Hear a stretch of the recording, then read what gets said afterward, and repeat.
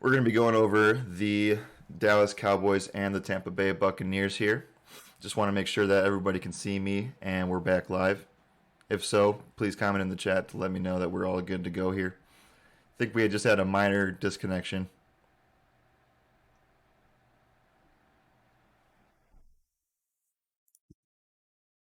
All right, we're good to go. Thank you, sir.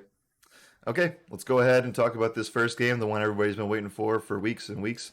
It's the Dallas Cowboys going up against the Tampa Bay Buccaneers. Right now, this line has moved crazy over the past week, especially in the last 24 hours or so. It did open at -6.5, I believe, and it has gone all the way up to what I saw at Tampa Bay -9.5 last night. It's back down to -8 for the boys, but man, this thing is going everywhere. It's hard to get a gauge on where the market is at with this one because I'm sure people want to smash Tampa Bay in this spot, which I don't blame you for doing. I kind of want to as well. So I don't know. For right now, though, I'm kind of staying away from it and looking to see where this thing goes. But at the same time, I said to NFL members last night that you should not be betting anymore on Tampa Bay as we don't know which way this thing's going to go.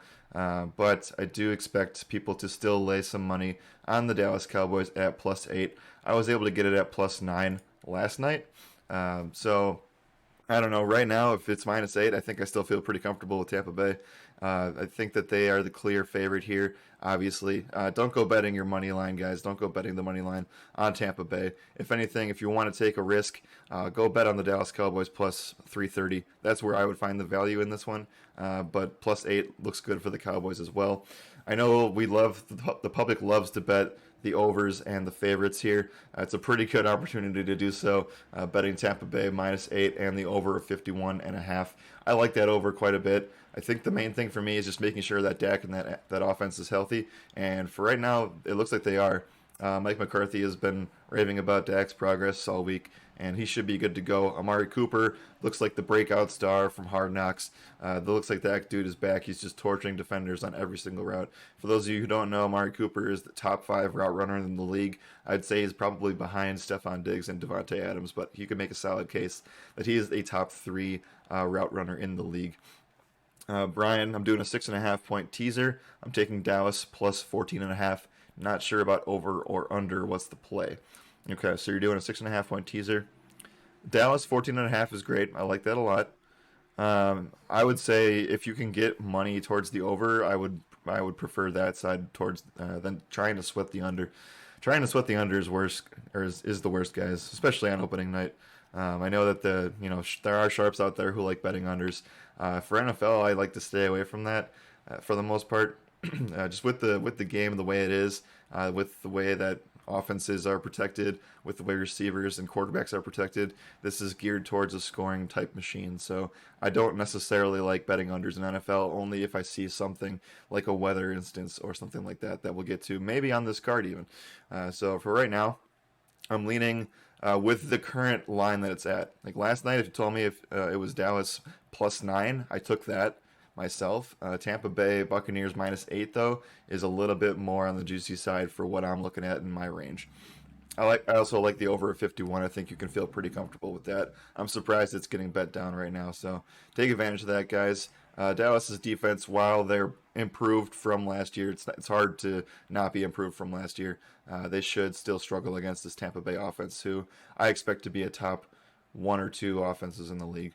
So for me, I'm interested in a few things. Actually, let's go ahead. Maybe we'll try this a little bit later and see if we can get some props. Actually, you know what? I'm curious. Let's just do it right now. We got some time today, boys. We got a lot of games to cover, but we can take some time and talk about this one.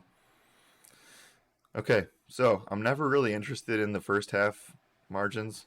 I think that normally things are a little bit slow out the gate early. So I guess if you really want to dial in something here, um, take Tampa Bay 7 to 12 points. I think they'll be up by a touchdown at the very least. I mean Tampa Bay by 1 to 6 points seems like a pretty fair bet as well. But again, there's a lot of risk there. There's a lot of variance. Yep, we lost connection for a second, but we're back. Any sleepers tonight to separate us from the field? Yep. So I'm gonna cover DFS a little bit more, Nick, in the afternoon. But for right now, I think I found something in the reports today and through the week that I'm getting off a player that I was currently on a little bit. And now I'm still on him slightly, and I'll explain who that is to members a little bit later today. Some of you may already know because I dropped a hint in chat last night, but I'm a little bit scared and off of one of those guys, mainly a Tampa Bay player. That's going to be quite popular tonight. So that's all I can say for right now.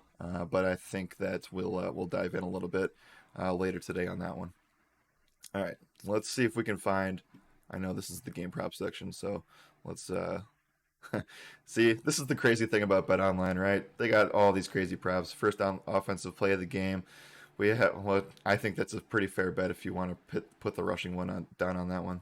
That seems like a pretty fair bet to me. First score of the game, longest field goal. Yeah, I mean, I like a lot of this too. Tampa Bay exact touchdowns. That one's going to be hard to get. I'd stay away from that. But yeah, they have all this for every single game, and including the Super Bowl. Which, if you guys have not used props for the Super Bowl, BetOnline is your place. It's amazing. So let's go back here and talk about the Dallas game. So I know we spent about 5 to 10 or 5 to 7 minutes on this game already. So I don't know. For me, it's more about what Dallas does from a play calling perspective, and that's the hesitancy I have right now with betting anything related to the Cowboys outside of just an egregious number. 9 or 10 would have been on the plus side of egregious, in my opinion. So I'm interested to see what Mike McCarthy does, and if he runs the ball up the gut with Zeke 3 times in a row to start off the series. If we see that, I'm smashing the live betting aspect because BetOnline does have betting odds that we're going to be plugging all day, every day. If we see some early sluggishness from that Cowboys offense, I don't know how they can survive in Tampa, especially with that defense hammering down on them every single play. So I am not a huge fan of that Dallas offense, depending on what they do early. So we'll see how it goes. But let's go ahead and move on here. I think that the in total, what I just wanted to say is that I think the spread is back to where I think I can bet on it in a -8 situation. If it gets, I think it still creeps up to Tampa -9, -9.5 by kickoff, and I think that's where you can capitalize on possibly taking a Dallas plus spread as well as the over of 51.5. Let's move on here. Let's talk about this Sunday card. What's going on, Black Eddie? What's up, man? Mike needs to be the one calling the plays, not Kellen. 100% agree with that. People are so down on Mike McCarthy. I used to be myself when he was still in Green Bay, but he's definitely the more offensive mastermind there. Brian, what's up, man? Gifting a tier 1 sub to D Persive. Love to see that. Thank you, sir. Kai, what exposure percentage would you have to that player for those of you? I would have about 30 to 40%, but I was higher on him, like 55 earlier in the week. Okay, let's talk about this Steelers Bills game, the first game on the Sunday card. We have a lot of 1 p.m. games that are very, very enticing. Obviously, you guys know that I'm in Central Time, so that's why it says that. The Buffalo Bills currently open up as -6.5 point favorites in this one. The game total sits at 48, with the trending down towards the under. Pittsburgh coming back in with a hopefully refreshed offense behind Najee Harris and Ben Roethlisberger. The weapons are there. The weapons are there. They even upgraded at tight end a little bit. So I'm interested to see how they use Najee Harris. Is it true? All the reports are saying it is. We even saw in the preseason that it was. So he is one of those plays, and we'll talk about this in DFS. I think that even though this is sort of a tougher matchup for him, I think that the Steelers offense can drive the ball, and I think that they make this thing competitive. Najee Harris has the chance to be a breakout star in this league. He not very many times are you giving a rookie running back the ability to get 350 plus touches in a season. So I'm very interested to see what the Steelers do offensively. I think that the spread should be a little bit closer, so I don't mind taking Pittsburgh plus 6.5 here. On the other side, you have Buffalo, who against Green Bay in that final preseason game for them, they passed the ball with the starters. Josh Allen was in for the first series, passed the ball 12 times in a row, 12 completions in a row, and then scored on that final 13th pass, I believe. So they're not running the ball at all, which terrifies me from a DFS perspective at the running backs. I don't think that they have an answer at running back right now. Maybe Zach Moss or Devin Singletary emerges, but for right now, I think I'm taking Pittsburgh plus the money. I know Buffalo's offense is going to do what it's going to do. They're going to pass a lot, but I respect the Pittsburgh Steelers defense. So while I think that the Buffalo Bills can score, I think the Steelers keep this thing close, and I think that their offense has the ability to put up points here. So I actually don't mind Steelers plus 6. I'm not going to touch the total because honestly, this one could be a shootout. And at the end of the day, Bodie, that should make for a fun day with MLB as well. Yep, it's going to be a fun day, guys. What's going on, everybody? Yep, we're back here. All right, next day, our next game we have is the New York Jets going up against the Carolina Panthers. This one is probably my favorite narrative of the entire week. We have Sam Darnold coming back against the Jets. It would be the only thing that would make this even better and even sweeter is if the Carolina Panthers were going to play at their stadium in MetLife. So that would be amazing if that happened, but this game is in Carolina. So I still think the narrative's real. I think that Robbie Anderson and Sam Darnold have it out for the Jets, even though I know that they replaced the coaching staff and most of those pieces there. But what a way to start the season, right? So Sam Darnold literally has all the weapons he could ever ask for. Has the offensive system he always wanted. Now it's time for him. This is where the pressure is, right? Like this is his time to prove that he's an NFL quarterback, and I think that he can get the job done here. I like Carolina -4 a lot. I think people are underestimating Christian McCaffrey. I myself am underestimating Christian McCaffrey, as you guys have listened and watched the past couple of weeks. I think this is a spot where we could see some fireworks here. And I know the total's low, it's the lowest on the card, but I like the over. I think that Carolina can put up 25 plus points, and the Jets, while their offense needs some work, it's going to be slow to start out. We'll see what happens with Jamison Crowder. He's on IR still, dealing with COVID. We'll see if he gets cleared to play. I'm not sure if he will, so if he doesn't, that does hurt the offense a little bit, but Elijah Moore and Corey Davis would have to step up in that situation. But yeah, I like Carolina -4 and the over here. So classic favorite over situation. Not not too worried about that one. Okay, let's move on. Jacksonville Jaguars, Houston Texans. Jacksonville Jaguars, the -3 road favorites here. The over/under is 45.5. This one is the Jaguars and Texans Super Bowl matchup. They have two of these this year. The first one is in Week 1. We'll see how it goes. Like both of these teams could easily win maybe 2 or 3 games this season.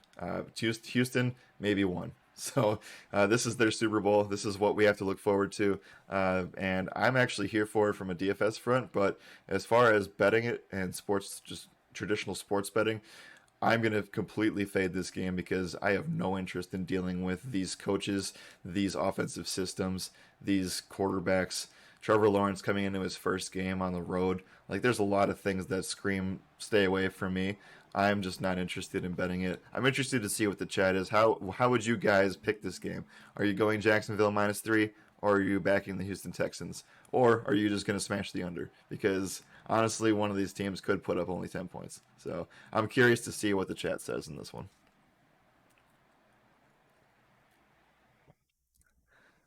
Ramified says Jaguars.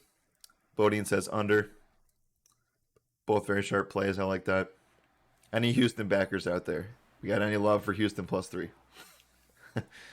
Jacksonville -2.5 by a point or by a half point. Yeah, yeah, it's kind of where it's at, right? It's kind of where it's at. You don't really have much confidence anywhere on this. Yeah, Sean is definitely asleep, but you know that he would try to put Houston +3 in there. Yeah, James Robinson touchdowns. I mean, James Robinson's going to be just fine this week as far as fantasy goes, but as far as like betting the game, I have no interest at all. So, yeah. Oh, there's a Houston backer. M Woods, what's up, dude? Lindsay getting the TD? Yeah, I mean that's the thing, right? Like Houston is like, who are they going to use at running back, right? So I'm interested to see. I think I know the answer to that. I'm interested to see if I'm right, but again, no reason to bet this game when there's so many other juicy spots on the card. Sean took Watson in the ninth round. Yeah, I mean, hey, give him credit there. Like, there's a small chance that he comes back. I will give him that. We don't know for sure. So, okay. Speaking of juicy spots, this one is probably the juiciest spot on the 1 p.m. card side of things. we have the Arizona Cardinals taking on the Tennessee Titans. Right now, the Titans are -3, and that's mainly due to home field advantage. For those of you who don't necessarily aren't really used to these numbers and terminologies, usually the NFL gives the home team 3 points. So in this scenario, if this was on a neutral site, for example, this would be a pick 'em. So they don't really have a lean on who's going to be the favorite in the game. So right now, Tennessee is getting -3 due to home field advantage. The game total sits at 52, which is the second highest on the card. This one's interesting for a variety of reasons. The main thing for me, and I said this on a DFS show the other day, is that this game is going to be fast paced, and that's what I care about. From a sports betting perspective, I love that because I know that there's going to be a lot of possessions. Teams are going to try to run just not run no huddle offenses, and I think that the Cardinals especially are being one of the fastest teams in the league are going to try to keep the Titans defense on the field for as long as possible. So just to kind of combat their Henry situation because I don't think that they can stop Derrick Henry on the ground. So I love the over of 52 here. I think this is a shootout type scenario. I don't know if I can get behind Arizona covering here just because I know and we know that the Titans, if executed correctly, and we'll see because they have a new OC now. If they can get to an early lead and establish that ground game, and I don't know, I'm kind of staying away from the sides here, but the total is very interesting at 52. Again, this one is one of the best games on the card in terms of DFS, in terms of fantasy, and in terms of sports betting. I like it quite a bit. You can do a lot of it with it. So for a long shot, I would say the thing I'm most interested in from a money line would be Cardinals plus 135. I think there's solid value there. Can Kyler Murray come in on the road and take care of this team? I think he can. It's definitely scary, so tread lightly on that one. That would be like if you're betting a unit on something, I would bet a half a unit on the Cardinals plus 135. Yep, should be an exciting game. I think the Titans get it done, Brian. Yeah, I think that they do too. Again, I'm looking at numbers though, and I think that the Cardinals do have a decent value of the money line. Again, though, Tennessee, if they execute their offense the way I think that they do, could be really interesting to see if they can cover that -3. It's going to be very sweaty if you do that though. All right. Let's move on here and talk about the Los Angeles Chargers going up against the Washington football team. Right now, this is a pick 'em, so on a neutral site, again, for example, if this was a neutral site, I'm sure that the LA Chargers would be favored, but since it is in Washington, they're giving it a pick 'em. I'm actually not really sure what to do with this game at all. I'm probably staying away from it in general, from all aspects, really. Uh, Washington, I'm not sure. Like, I'm definitely an Antonio Gibson truther. Probably not as much as Josh, but enough. And I'm interested to see what they do with him early on. Do they give him three down back work every single drive? I'm not sure. Do we know what Fitzpatrick's going to look like? And this defense, I mean, both of these defenses, mostly Washington's, is top notch, top five. LA Chargers though, don't sleep on their defense. They're better than they were last year. I'd say they're top 15. I can't give them a top 10 at all until we see more. But the one thing that is interesting where I lean Chargers is the fact that Curtis Samuel, for those of you who don't know, has been dealing with this groin injury for, I don't know, 3 months. And he's missed almost all of camp, didn't play in any of the preseason. And then now he's basically out for this week, like not even playing, not even suiting up. So that gives the offense a slight downtick. But guys like De'Ami Brown, who we talked about a lot yesterday, and Adam Humphries are going to step up. Logan Thomas, I'm a little bit scared of because Derwin James could just cover him one-on-one the entire day, which is terrifying. But the one person that they will not be able to stop is Terry McLaurin. McLaurin should be able to have a field day here. I think he's an excellent fantasy play. I'm just interested to see what this offense looks like. So for right now, I'm probably staying away from the sides here. The total is low. I don't really have any interest in that one. I'm interested to see what you guys think and what you would play. Since this is a pick 'em, you can go one side or the other. So who's in the Chargers camp and who's in the Washington camp? I think we have a lot of Washington fans in this chat right now. Dan the Blue, San Diego Squatters. I love it, my man. You are a diehard LA Rams fan, I can tell. Scary Terry, yes sir. Yep. Yeah, I mean, I'm gonna stay away from this one. There's too many, when you're betting. I know everybody wants to go crazy on all these, like every single game, on every single prop, on every single everything that's available. BetOnline does a good job of giving you the availability to do all those things, but just my 2 cents.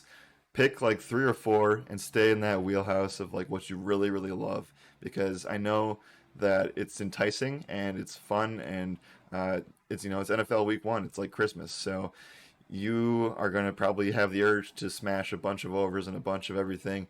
But I encourage you guys to just pick like 3 to 5 things that you really care about and you really feel confident about, and then hit those, because you're going to feel a lot better on Sunday when you win 4 out of 5 instead of winning 4 out of the possible 20 that you could have bet on. So that's kind of how I feel about that.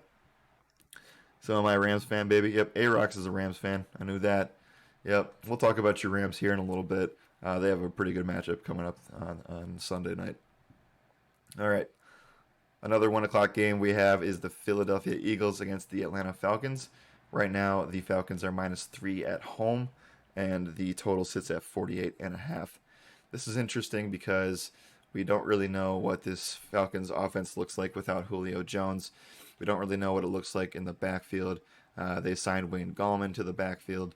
They signed, I believe, somebody else as well. The name is mistaking me right now, but I'm sure Chad knows who it is. Just in the last like day.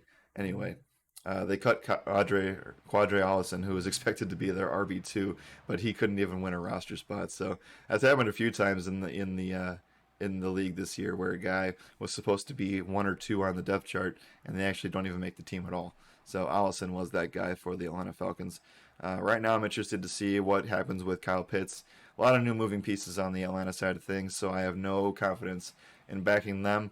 I do think Ridley is a fantastic DFS play, but at the same time, I'm not going to bet it from a sports betting perspective, and I never trust the Falcons as favorites.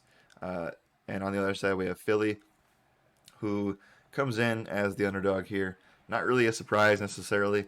I probably would have laid the odds out this way as well. They are +3. This is a spot where I could see myself hitting that +145. This should be this has the makings for a shootout, and it's a little bit of an ugly DFS shootout. But at the same time, I think that both defenses have their weaknesses, and I think both offenses have some key stars that could light things up. Miles Sanders, very encouraged to see that they only kept 2 running backs behind him in Gainwell and Boston Scott. I'm sure Kai is very happy to hear that if he's in here right now. Now, both of those guys are pass catching backs, but Miles Sanders can hold his own too as long as he takes care of the ball. So I expect Hurts and Sanders to have bounce back years. Shouldn't say Hurts had a bad year, but I think that they are able to take that next step and really be a team that everybody is expecting them to be. I think that while their wide receiver depth is definitely not where it should be, I think that Devonta Smith is in a fantastic spot to light things up in this spot and be able to take things to the house. So I like the Philly side of things here. I like the over of 48.5. And yeah, Hurts has nice weapons. I do agree with that to an extent. I think that's a hot topic of debate. Philly's pass catching weapons. We don't really know what Ertz is going to look like this year. We don't know if Goddard is going to separate himself from Ertz. So this is an interesting year from an offensive standpoint for Philly. We'll see if they can take that next step. And they have I think this is going to be a pretty good game to watch in general, as well as from a fantasy perspective. Again, the final sports betting pick that I would have here is probably going to side with the Eagles +3 and the over of 48. So we'll move on. We'll talk about Seattle here in a game where I'm really not sure what necessarily to do with it. We have the Seattle Seahawks at -3 going up against the Indianapolis Colts in Indiana. Right now, the total sits at 50, which I think is accurate. I'm surprised again a little bit that Seattle is still -3, even with the news from Frank Reich that that Carson Wentz is like 95% healthy and clear to go. I don't really know how you can be 95% after the injury he sustained, but apparently the guys in the NFL are getting medicine that everybody else in the world just doesn't know about yet. So I know that people will make fun of that, but Carson Wentz apparently is healthy and good to go. However, T.Y. Hilton, his number one wide receiver, is not, with two discs that are in the wrong spot in his neck, which is a terrible, terrible, possibly season-ending, possibly career-ending type injury. I know that they've downplayed it a little bit, but the red flags are up. Frank Reich says he doesn't know if he's going to be back this season. Um, but yeah, I know you got to feel for the guy. So who steps up in this situation? A lot of people are going to say, um, a bunch of these receivers, right? Like Jonathan Taylor, Naeem Hines. Could they step up and be that number one option? I don't know. I mean, I think that there are guys on this Indianapolis Colts roster that it's deeper than people realize. So it's not going to necessarily go to a guy like Michael Pittman. Could he break out and be a number one guy? Sure, of course. But remember that they do have Zach Pascal, who's coming back this year. They do have um, their new guy, Mike Strachan. They do have now I'm forgetting the other guy's name, the other guy from Zach Pascal, but Paris Campbell. That's who it is. Paris Campbell. They do have all those guys who have been at one point or another the makeshift wide receiver one. So does it necessarily benefit Michael Pittman? Sure, you could say that. But does it make him an over the moon type of play, type of performer? Not necessarily, in my opinion. So I like the Colts. They're very solid. They've had some old line issues in camp, but I think that they get the job done here. I'm actually interested in going Colts plus money at home. I think that's a very contrarian take. I don't think many people are going to side with the Colts this weekend outside of the people that are homers for the team. Seattle's coming in. There's been talks of Russ uh, cooking again, possibly. I'm gonna be a little bit cautious on that one, but I think that you can feel pretty comfortable with rostering those guys from a fantasy perspective. But for the sports betting side of things, Seattle's a little bit of a question mark for me, and I know that they can win this matchup, but I'm gonna go with the home team and the upset and go with the Colts plus 137. And the total is I'm going to stay away from 50. I don't really know what I'm going to do with this one. Uh, and I just, it's one of those things where if you don't really know, then it's already, it's Thursday too. So I'm just going to stay away from the total completely. But I like going the plus money with the Colts. Okay. Another fantastic matchup, Minnesota Vikings against the Cincinnati Bengals. Vikings are -3, road favorites here. Seems a little bit low to me at first glance. The Bengals money line plus 137, over under of 47. I think that 47 is an interesting number for many reasons, and the one being that I think that Cincinnati's offensive line terrifies me. I think that there are some Bengals fans out there that I've seen on the internet that think that their offensive line is okay. And if they don't think that it's okay, they say, hey, Joe Burrow will get the ball out in 2 seconds. We'll be fine. Joe Mixon will run the ball. We'll be fine. I'm not too sure about all that. And it comes up a lot in fantasy this week specifically because it's a solid matchup against the Vikings perimeter defense. The Vikings front seven, though, is very, very good. They've taken a step forward. I don't really think that I'm going to be interested in betting anything Cincinnati wise. Uh, my lean here is the Vikings -3, but there's caution with that because right now Irv Smith was ruled out for the season. We have Conklin in there, but they don't necessarily have that third weapon. Conklin should be used, but like he's not going to be used as the third guy in this system. I'm interested to see who steps up. Is it going to be D.D. Westbrook? Is it going to be a running back? Is it going to be a tight end? They signed Chris Herndon. I don't really know what to do with that. We're going to see astronomical target shares for guys like Justin Jefferson and for Adam Thielen, who I both think are in fantastic spots this week, which is why I lean Minnesota -3. Here you get I think that, again, if this was a neutral site, you're getting Minnesota -6. And I think that the Vikings can go into Cincy and take care of business fairly easily with a possible scary backdoor cover situation with Joe Burrow in there. Again, we don't even know what Joe Burrow looks like. It's been pretty quiet the past couple of months. People say that he's going to be just fine. I've seen beat writers say that he's looking good in preseason. We didn't see much of him in the preseason, but from what I've seen, it's just a weird, really, really weird injury to come back from.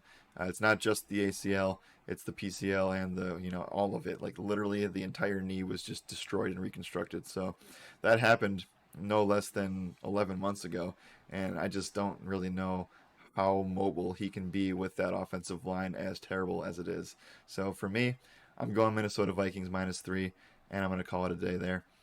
Jefferson and Thielen going to go off this year. Agreed. They could easily both see 20% plus target shares, which is unreal, like phenomenal good. It will be KJ Osborne in the slot to start the year. Okay, I could see that too.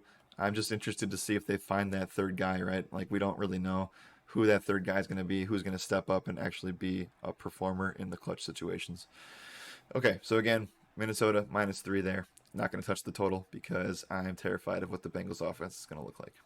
All right. San Francisco 49ers taking on the Detroit Lions. This is the last game of the 1 o'clock slate. Right now, the San Francisco 49ers are the biggest road favorite here at -7.5 on the card. The total sits at 45. The reason for that is the Detroit Lions possibly have the worst wide receiver depth chart I've ever seen in my life. Uh, and that's not a joke either. Like I'm literally serious. They might have coming into week 1. They might have the worst wide receiver depth chart that I've ever seen from any team in the NFL. I, I mean, like if when you have Brashad Perriman coming in as your wide receiver 1, and you pay him a sizable contract above the minimum, and then he doesn't even make the roster at all behind guys like Quintus Cephas. No offense, I love you from Wisconsin, and guys like Amon-Ra St. Brown, who's a rookie coming in this year, Tyrell Williams, who has been injured the last 2 seasons with season-ending injuries, and then they lose Marvin Jones and Kenny Galladay. It's just one of those spots where I'm terrified for the offense for the Lions this year. Jared Goff was quoted saying that, I got to find that tweet again. I got to find that tweet again, but he said something. A reporter asked him like, what are you how are you taking the league and the fans' low expectations for this season? And he just didn't know how to answer it. And it was, man, it's a rough one. It's a rough one for Detroit. I'm sorry. I know you guys wanted a new regime. You guys wanted a new quarterback, and you got it. But here you are now with no receivers outside of T.J. Hawkinson, who is also banged up coming in to start the year. I will say DeAndre Swift is somebody that I'm gaining steam on a little bit. But just keep in mind that the coaching staff loves Jamal Williams. It seems like all coaching staffs love Jamal Williams. He takes care of the football. Jamal Williams had 0 fumbles in college, and he has like less than 5 in his entire NFL career. So the coaching staff loves him. They love him as a pass blocker. They love him because he's able to do the things that other running backs just aren't able to do at the RB2 level. So I'm interested to see how they use him and Swift at the same time with Goff in there. But again, man, this is a terrible. Like I have no words to describe how terrible the offense is for this team. So with that being said, San Francisco -7.5 makes a lot of sense on the road because they are starting Jimmy G. And for those of you who missed it, it snuck under the radar a little bit. There was never like a major announcement, but there was a quote from Jimmy Garoppolo in yesterday's practice that said that, Kyle Shanahan has not declared a week 1 starter. Jimmy, do you have any insight into that? That came from a beat reporter, and Jimmy just goes, yeah. So I'm definitely the starting quarterback this week, but Kyle hasn't said anything about it, so I'm sure he'll get to that eventually. So Jimmy actually broke the news himself just on a weird answer, a weird question. But there was no announcement that Trey Lance was not going to be the starter. So that's very interesting to me. It seems like they have little to no confidence. But at the same time, the 49ers have one of the friendliest schedules in the league. And we could easily see this thing where, they're obviously. I think that San Francisco handles this game easily. They can, and then they have a pretty soft matchup for the next month or so of September.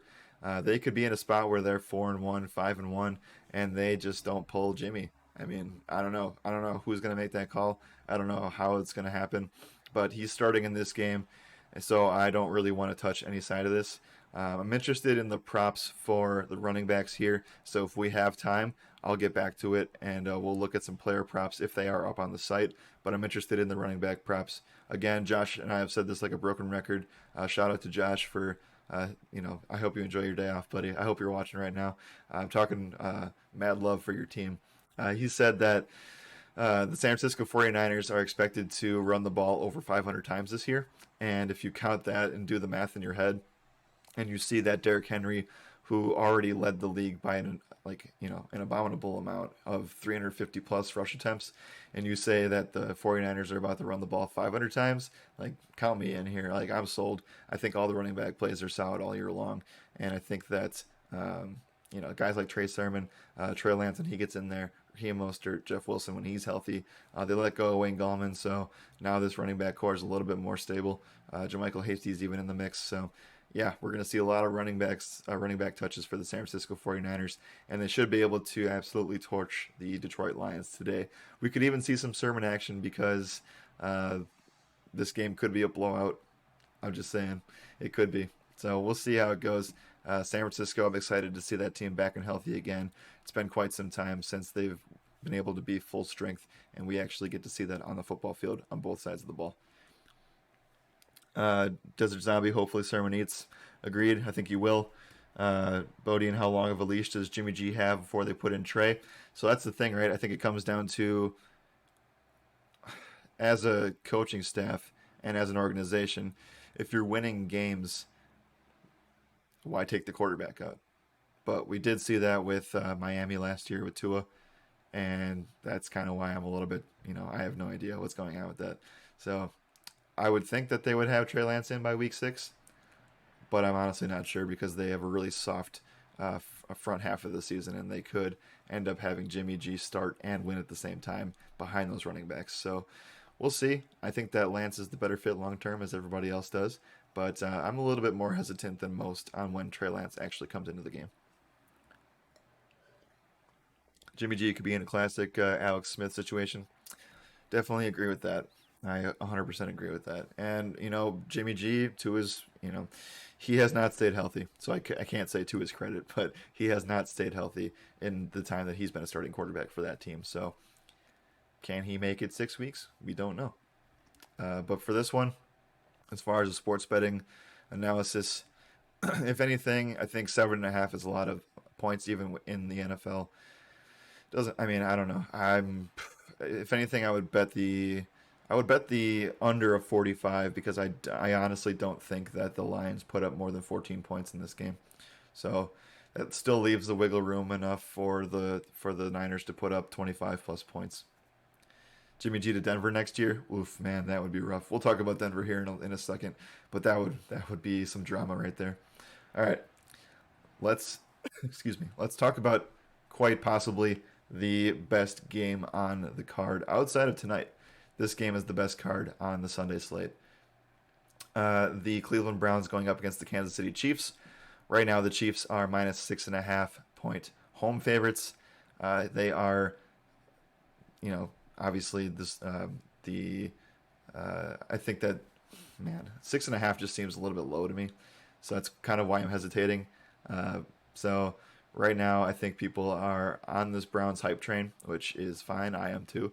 But we saw this matchup in the playoffs last year, and I know Patrick Mahomes got hurt towards the end of that game. Cleveland does have that fighting spirit, but I think that Kansas City comes out here, and their offense just looked amazing in preseason. So over of 54, count me into that. 54.5, excuse me. Count me in on the over there. I think I'm going to back Kansas City. I'm curious to see if there are any Cleveland backers in the chat right now, but man, it's going to be a fun one to watch. I'm expecting this one to be a shootout. Kansas City can put up 30 points on anybody, and in this spot, I think that Tyreek Hill and Travis Kelce will go absolutely bonkers. We have a report from the Browns stating that their rookie linebacker that they got high in the draft is going to try to guard Travis Kelce this week. Dude, man, like I don't know, like we mentioned this earlier. Again, I don't know if Kai's in here right now, but we mentioned this earlier in chat in our Discord. We were talking about this and how all of these like defensive studs who come in the first round, fresh out of college, all think that they can. They have to think that, right? It's the mentality thing, right? But they all say, "Hey, I can guard Travis Kelsey. I can guard Tyreek Hill. No one's gonna like. I'm not like. They're not gonna be able to do it. Like they're just not gonna be able to do it. The speed at which the NFL game is compared to the college level is just miles and miles of difference. So I'm interested to see what Kansas City does out the gate early. I'm also interested to see what happens with this Chiefs running situation. Now, they don't have Le'Veon Bell anymore. They have Clyde Edwards-Helaire, and they have Darrell Williams. Um, so I'm interested to see what happens with Clyde Edwards' ankle. I had a buddy text me this morning asking if he should play Clyde Edwards-Helaire over Gus Edwards today, this weekend. And we'll talk about Gus Edwards and why I think he's the better play this week against the Ravens or the Raiders instead of playing CEH with a bum ankle against the Browns in what we already know is a very pass heavy offense from KC. Now, is CEH going to turn things around this year and score some touchdowns? Yeah, I think so. Again, he is a small back, so he's not always going to get the goal line work, but I do think that things turn around for CEH. I think Kansas City is the top offense in the league, unless otherwise stated. You can make an argument that they're two behind Tampa, but at the same time, I think Kansas City is going to come out here firing. They're going to be pissed off. They're going to be upset about losing the Super Bowl, and they're going to absolutely steamroll this Cleveland Browns team. So I like Kansas City minus 6.5. I would even tease them up a little bit as well, or sorry, tease them down. So I think you can take everything on Kansas City here, and I would not be surprised if they won by 10 plus points in this spot, even with the improved offense and defense of the Cleveland Browns.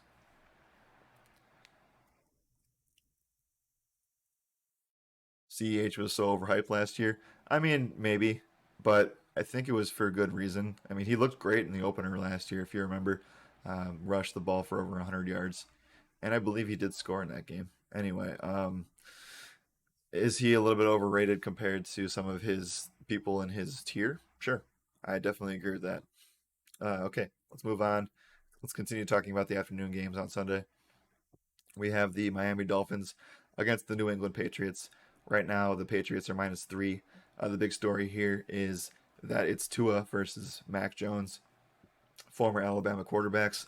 For those of you who don't know, and I'm sure you all do because you're smart people and you're smart NFL minds.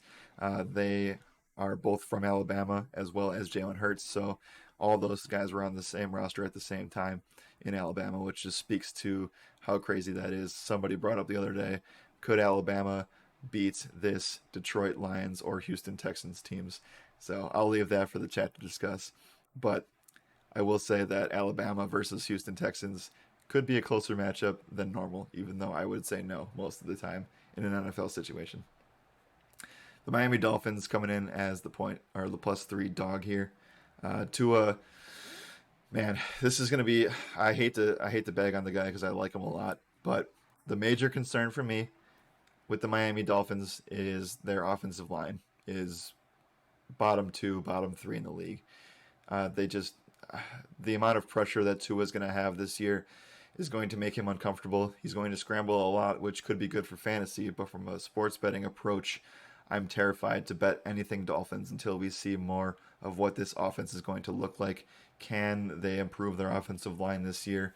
I don't know. I really don't. And the more that I think about it, the more that I want to stay away from it. I'm actually not going to touch anything in this game, but if I was, I would touch New England. Excuse me. I would touch New England Patriots -3 with probably a half unit bet there. I believe I'm not necessarily a Mac Jones believer, but I am a Bill Belichick offensive system believer. I think that the running back core for the New England Patriots is extremely solid, even with losing Sonny Michel, because you bring in Ramondre Stevenson and you keep James White there. And Damian Harris now becomes one of the most elite fantasy plays of the year, possibly because of Mac Jones being at quarterback instead of Cam Newton. So I like the Patriots offense. I think they actually take a step up with Hunter Henry and Jonnu Smith and Jacoby Myers and all those guys in there with Mac Jones. And on the defensive side, they take a massive step up because of all the guys that opted out last year and the off-season improvements that they made to bolster that up. So I like the New England Patriots here at -3. I think that's kind of contrarian a little bit. I could see people being higher on the Dolphins as the season progresses, but for right now, I have to stay away from them just mainly because I'm so terrified of that offensive line. It's going to be a Gaskin show. May just be the only factor. Yeah, I mean Gaskin can do a lot, and there's been mixed reports of whether or not he's going to be that three-down back that we want him to be in fantasy. But again, from a sports betting perspective, I'm terrified of what the offensive line looks like right now for the Dolphins, and I can't say it enough. I think I've said it like 5 times already. So that's I'm terrified of that. So take New England -3 and call it a day. Okay, Denver Broncos. We have 4 games left to go. Excuse me. Denver Broncos taking on the New York Giants. Right now, the Denver Broncos are -3 on the road. We have a over/under of 41.5, which, correct myself from earlier, this is the lowest game total on the board by a mile.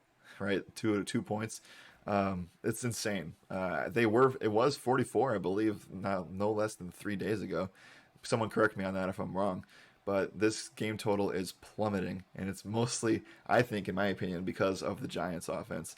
I am, again, sorry for all you Giants fans out there, but I am so low on this offense. Kenny Galladay has come out and said that the team is starting off slow, the offense is starting out slow. Saquon Barkley, probably not 100% yet. I do think he's like 85 to 90%, but again, they could ease him back.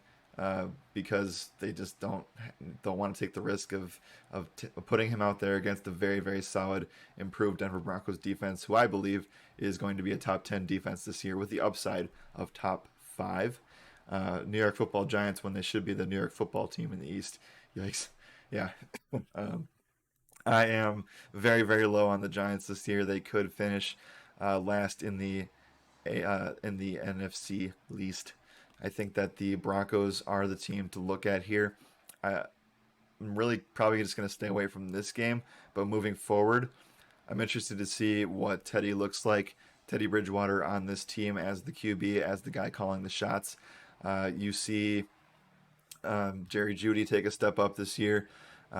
You see Cortland Sutton, maybe he gets to where he used to be, but that could be a situation where the other guys on the team, guys like KJ Hamler, and then the other pieces they brought in, and Noah Fant, like that could be a situation where Cortland Sutton gets kind of left out of the mix, and we could see a trade scenario for him. But that's not sports betting related. That's just NFL talk. So sports betting related, I'm not touching anything in this game, but I'm curious to see what it would be.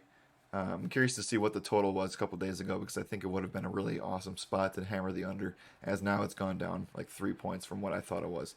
So yeah, for me, I'm staying away. I'm interested to see what this Denver defense looks like against this New York Giants offense, which again I think is not good. And the one bright spot being Sterling Shepard is going to have a breakout year, I think, if he stays healthy. So again, nothing to see here. Let's move on and talk about a game that I do have some exposure in. It's the Green Bay Packers against the New Orleans Saints. Right now, the Packers are -4, and the game total sits at 49.5. Notable that this game, I'm sure that this is going to tell me right here.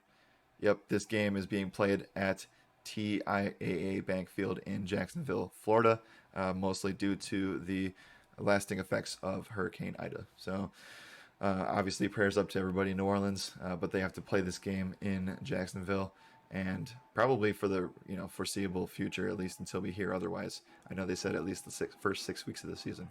So the Packers come in with a extremely long offseason. It felt like years. And coming off of an NFC Championship loss for the second year in a row, now we have this whole thing of like, hey, is Rodgers going to come back? Is he going to retire? Is he going to get traded? All this kind of stuff. Now he's back. Now he's here, and that's what matters for this sports betting segment. He's here. The offense is back. He gets his buddy and Randall Cobb back in the slot. Aaron Jones and A.J. Dillon are in the backfield, and they have all these weapons. They actually have competent weapons all around. So, like, for all those of you who are complaining about having wide receiver depth, it's here. Don't know what to tell you. Green Bay Packers -4. The defense is a little suspect still, but the secondary is fantastic. So the main thing is how much is Alvin Kamara being used on the Saints side with Jameis Winston in there? I think he's used a lot. I think that the fact that they cut Latavius Murray, excuse me, the fact that they cut Latavius Murray as the clear RB2 for the past several seasons means that the coaching staff has immense they have immense pride in Alvin Kamara. They see a future in Tony Jones. They respect Jameis Winston at QB, and I think he did prove that he won the job. So I'm very interested to see what happens with this offense moving forward. The wide receiver options are not good. Michael Thomas obviously has the chance of missing the entire season, and Traquan Smith already is banged up. They let Emmanuel Sanders go to the Bills in the offseason, and I don't know. I mean, he's gonna like. I respect Marquez Callaway from a fantasy perspective, but you're rolling out a guy who should be probably a wide receiver 4 as your wide receiver 1, and I'm just not really seeing it right now. So for me, I'm leaning Packers -4, as much as I would like to not make that a homer take, and that's what I'm going to leave this thing at, because I think that we don't really know what this Saints offense is going to look like. I do think the running game will go very well for Kamara and the Saints, but I'm just not sold enough to go on the over or under side of that. But yeah, for me, it's Packers -4. I think the Packers offense actually takes a step up from where they were last year, and that's saying something because they do have some historical numbers in franchise history. So I like the Packers quite a bit, -4 here. And it would be a different story, I will say, if this game was in New Orleans. I think that you would see the Packers probably at -3, -2.5 in this spot, and I'd be a little bit more reluctant to take that. But since it's in Jacksonville, which is technically a neutral site, you could even argue that people from the north go down to Florida. I don't know how many of you guys are Midwest people, but that's a thing. Everybody goes from the Midwest to Florida to start right around this time of the year. So there's a lot of people in Wisconsin that reside in Florida and Jacksonville. So I don't know. Maybe it's a home game for Green Bay. Don't really know. Don't really care because I'm not going to bet the total here. So I'm going to go Green Bay -4. All right. We have 2 games left to go with just like 2 minutes left in the show. So I'm going to make this really quick for you guys. Chicago Bears, LA Rams, -9. Andy Dalton's in there. Aaron Donald's going to absolutely stomp this team. The Rams are a top 5 defense. They're going to absolutely obliterate Chicago. Sorry, Chicago fans, but this one is not going to be close. I'm not taking -9 because that's too many points, but I will take the under of 47 as we see this Rams offense ramp up here. Okay, finally on Monday night, we'll be covering this probably on Monday for this show as well as tomorrow. So I'm going to not talk too much about this one, but the Ravens have a lot of offensive concerns. The Raiders playing at home here is very interesting always because they are in Vegas now, and you know there's a lot of crazy stuff that happens in Vegas. But Baltimore -4.5 is where I'm leaning at this moment as road favorites, and we'll see how this thing progresses here as we go. So again, I would like to take a moment to just say, hey, thank you guys so much for coming out today. I know that everybody's excited for football season. I know that I specifically am excited to go on stream in about 2 hours from now and talk to you guys about the Thursday night game, as well as some of the things that I've figured out over the past 24 hours in relation to how we are going to take down a lot of stuff tonight in that single game showdown slate for Tampa Bay and Dallas. So with that being said, again, BetOnline, that's the way to go for everything here. The entire NFL season. We are there, or they are our exclusive sponsors for the entire NFL season, and we could not be happier to be partnered with them. Check out their live odds for tonight. Again, if if Dallas starts out slow and they don't run the ball the way they're supposed to, we could see a scenario where you can bet that live odds for Tampa. So that's the biggest piece of advice that I could give you for today. But I'm gonna get out of here, guys. We have an afternoon show to get to. We have an MLB slate to prepare for. We have an NFL single game slate to prepare for. It's going to be a great day. It's going to be a great night. Make sure you join the Discord. Make sure you go like and subscribe everything on YouTube. And we'll catch you guys here in a little bit. Good morning.